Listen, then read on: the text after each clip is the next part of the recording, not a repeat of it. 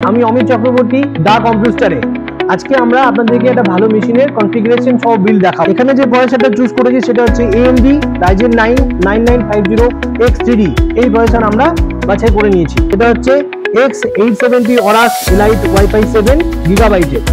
এই মেশিনে যে র্যামটা ব্যবহার করেছি আমরা সেটা Corsair Vengeance এর RGB DDR5 96GB 6800 MHz। আমরা এই মেশিনে দুটো SSD ইউজ করেছি। এটা হচ্ছে স্যামসাং এর, দুটোই স্যামসাং ব্র্যান্ডের SSD। স্যামসাং এর 9100 Pro 2TB 14700 MB যা স্পিড, আর একটা হচ্ছে 990 Evo Plus 1TB যেটা 7150 MB per second স্পিড।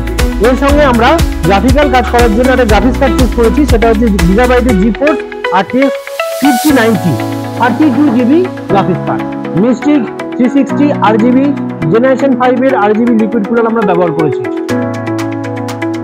মেশিনকে পাওয়ার দেওয়ার জন্য আমরা বাছাই করেছি Corsair এর RMX Shift সিরিজের RM1200X6 modular, fully modular SLPS। এই মেশিনে আমরা যে ক্যাবিনেট ব্যবহার করেছি সেটা থার্মালটেক কোম্পানির দ্য টাওয়ার 600। এই হচ্ছে ক্যাবিনেট,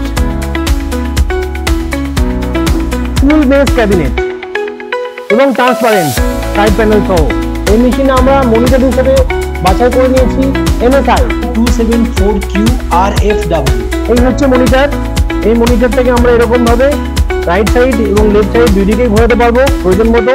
এটাতে হাইট অ্যাডজাস্টমেন্ট করা যায়, আপ এবং ডাউন করা যাবে, এবং এটাকে আমরা ভার্টিক্যালি ও মাউন্ট করে রাখতে পারবো। এখানে আমরা লজিটেকের কিবোর্ড G213 ব্যবহার করছি এবং মাউস G502 ব্যবহার করছি। পাওয়ার ব্যাকআপ হিসেবে আমরা নিয়েছি APC 1.5 kVA UPS। এই হচ্ছে গোটা মেশিনের বিল্ড। যে কোনো রকমের গ্রাফিক্স ডিজাইনার, ক্রিয়েটার, গেমার, আপনাদের সকলের কাছে আমাদের একটাই রিকোয়েস্ট, আপনাদের যে কোনো রকম বিল্ড করতে চাইলে আপনারা আমাদের শোরুমে আসুন দা কম্পিউটারে, অথবা আমাদের এখানে দেওয়া যে নাম্বার রয়েছে সেখানে যোগাযোগ করুন। এই মেশিনটা more over 5 lakhs around price. Thank you.